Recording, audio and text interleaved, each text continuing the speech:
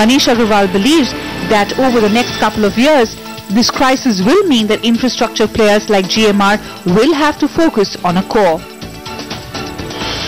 If you look at globally, most infrastructure players are specialists in certain areas. So, you have an AES which does just power, or you have companies who are specialists in roads or specialists in airports. In India, an infrastructure player, because his capability is more in making the project happen, the whole development phase, and you have this uncertainty of I don't know when the next power plant will come up, becomes broader instead of deeper. So most infrastructure players domestically are in power and in roads and in airports and in ports and so on. The second thing you start doing then is to start looking at other markets. Because you're not getting a sufficient pipeline in India, let me look at Bangladesh, Sri Lanka, Philippines, Indonesia, Africa and so on. So again, it's the nature of the industry which forces both these kind of diversifications. And at some stage it becomes too large to manage. Because you've got this constant churn of capital happening and constant investor expectations going up, it becomes a challenge at some stage that you then start wanting to consolidate. So I think the large Indian infrastructure developers are now at a stage where they've spread their hands and their kind of breadth, they've covered a lot of breadth. They will need to start becoming more focused. But it's not just the airports that are in trouble. Pretty much all GMR's infrastructure projects are hanging in balance. Take for example GMR's gas-based power plants on the East Coast. One plant is only running 390 megawatts, another one is 200. Only with 30% we are running now. And government is taking to import the LNG, and they want to give it to a state government, they want to import the LNG. They want to make a pooling, this one is there. Losses, I cannot give a just figure anything. It's only temporary, this one is there. But ultimately, the Reliance Gas will come within 2015. LNG also, they're making a 2013, they're making LNG terminal with the gas. And also they're working out to import the LNG, making the pooling price, particularly for state. They want to import LNG and working out different this, because in Andhra is facing 10 to 12 hours power cut. Sure. And also they're losing a lot of revenue from the VAT and this. They're addressing that. It's a temporary. Let me shift focus to coal and power now. You were part of the delegation that went and met the Prime Minister with Cyrus Mistry and Anil Ambani and everybody else. Ratan Tata. Yes, everybody, whoever there was in the power sector, and all of you were there. My question to you is that there were promises made. How do you see it happening? Has there been change on the ground? Right? Oh, yes, whatever the promises happened. What change has happened? No, because they promised that whatever this one is there, we'll make it quickly. That day, some of the challenges you mentioned of the resources, environmental clearance, some of the issues were all mentioned. And first of all, coal availability, they made it 80% of the PLF. And now a number of people started signing the fuel supply agreement. Yeah. And the coal ministry, they taken an approval and it went to Coal India. So you're saying there has been change on the ground? Change, a lot of change is there. Earlier 60%, they increased to 85%. 80%, 80%, the guarantee is there. If they're not supplying, there's a penalty is there. What more we want? My question to you, you are one of the few people who is optimistic about the power sector, because everybody is terribly frustrated with what's happening. Do you think on the ground what you're saying is that things are better? Power is like a breathing for the human being. It's a lifeline for the GDP growth for the country. There is huge demand is there, power. And also today it is only temporary transition time. The government is assuring without power, today farmers are required. Every sector is power is required. Without power, nobody can stay. And also, the individual, what is that, per capita income also increased. Sure. The per capita income increased, the demand for the power also increasing. It is only short time, it is a transitional time. Okay. And this is good, what is happening. It is going to address the Indians, politicians, they are very good at the crisis time. They can manage the good at crisis. I am very optimistic. Without power, how can survive? In January this year, GMR's Kamlanga plant came back on track. But despite all that the group has gone through, there are two things that stand out as far as GM Rao is concerned: his optimism and the fact that he seems to be looking far beyond today. We tell you more when we return.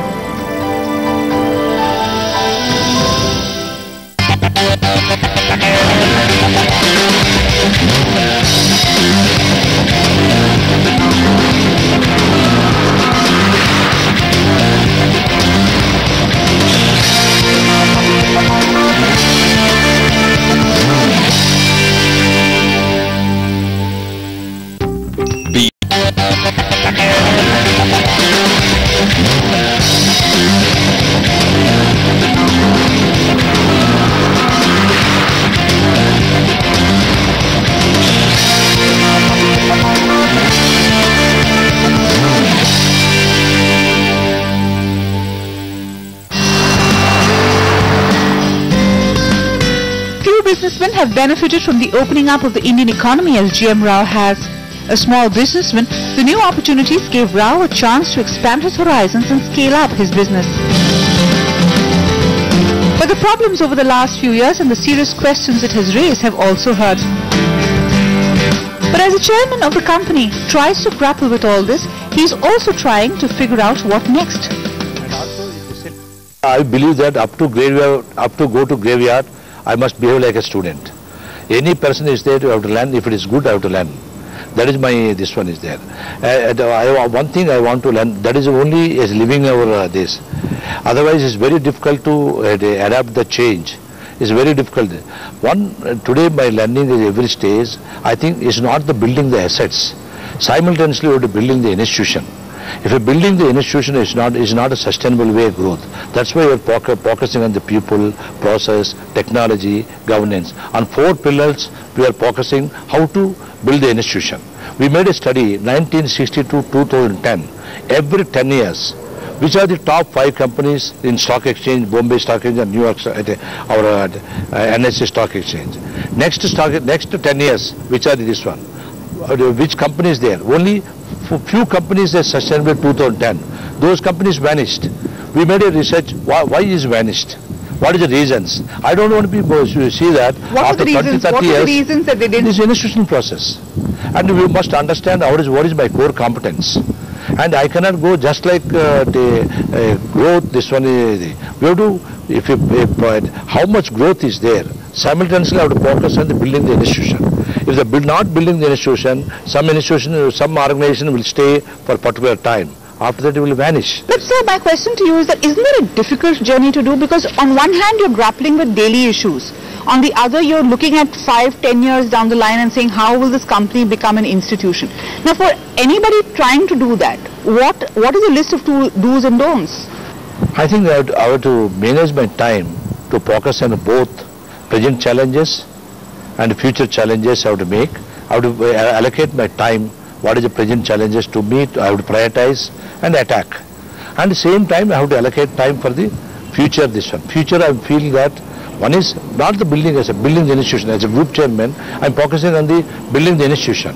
The building the business development, I have my business chairmen, they will take care of that.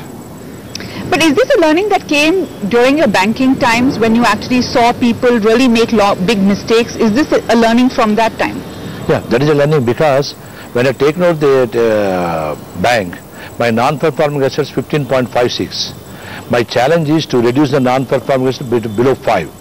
Then it is given an opportunity to meet number of entrepreneurs, number of corporates. I don't want to mention. Today all are big corporates in Bombay. I used to sit every Saturday next side of the table. That is good learning to me. One learning is liquidity. They get assets, they no liquidity. Second is they give a promise, they won't keep the promise. The third is the family governance. One son and father fight, and the founder is a bottleneck. This is the main learning for me, and I implement in my life, in my organization.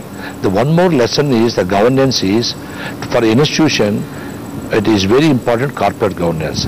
For corporate governance, family governance important. A family governance important, family constitution. A family constitution, that's why I say, run the business as a family, run the family as a business. It's with this in mind that in 2007 the GMR promoted family worked out a constitution to ensure that there wasn't any domestic strife that could jeopardize business. The constitution also lays out a clear succession plan for Rao, something that will be decided between his sons and son-in-law. Meanwhile, each is now looking at a clear vertical. GBS Raju is looking at power, Kiran Grandhi at urban infrastructure and highways, and Srinivas Bomidala at airports. Each has enough on their plate, but like Rao, they are also optimistic. India is the great opportunity for companies like ours, because these tough periods is only for 2 years or 3 years. After that, which country has a growth potential of 10% and an infrastructure growth potential of almost 30 to 40% year on year? And we are very well positioned, and I'm very bullish and optimistic being in India. For Rao, meanwhile, the biggest challenge is how to bring his business back on track. But then again, business is always about challenges. The biggest one being about ensuring that he stays a step ahead. The founder is a bottleneck. Most of the organization built by the founders is like this. But while growing the organization, some of the organization has gone to down because of the founder. I've seen number of because the demand of the role of the founder based on the increasing his role is immediate. If it's not growing faster than the demand of the role, you will be bottleneck. If your founder is growing faster than the demand of the role, you will be lifeline. Then founder has to decide whether you want to be lifeline as a bottleneck. I decided to be lifeline. So you're running faster than the organization? No, not. I'm trying to match. Otherwise, I will be bottleneck. But then I have to learn. I have to learn. My children says, my professional people says, I cannot say that I build the organization. I don't want to listen. I have to surrender my ego. I have to maintain my humility. I have to understand what is happening in the technology side, process side, what is happening in the world. I have to listen to the people. With that, so many things we brought. Today, we got so many HR initiatives we did it. So many processes we implemented. Thousands of challenges, different challenges. I don't have any tension. And my health is okay. You sleep well? I sleep well. I don't have any sleeping tablet. No challenge. Challenges are there. 1,000 times challenges have increased. But the institutional process, today I'm feeling happy. There's no challenges, no problem. Because while growing organization, we take the best people, best consultant. How to do it, we made it. But don't you feel, for a person who's seen so much of success, aren't you a control freak? A lot of problem happens when you have a visionary leader and then he starts controlling everything. Don't you feel like controlling? Aren't you curious about what's happening over there? Should have been done like this, not like this. No. That is a wrong perception of this. If you go for the control, if you lose for the identity crisis, then is the biggest problem. The founder is the main, but he has to decide, he has to change. Either you want to bottleneck or lifeline, he has to decide. It has been a long and oftentimes tough run for GM Rao on the runway to success. But as the group chairman will tell you, a lifetime of entrepreneurship has taught him two important lessons. Focus and patience always pays, and what is reward without the risk.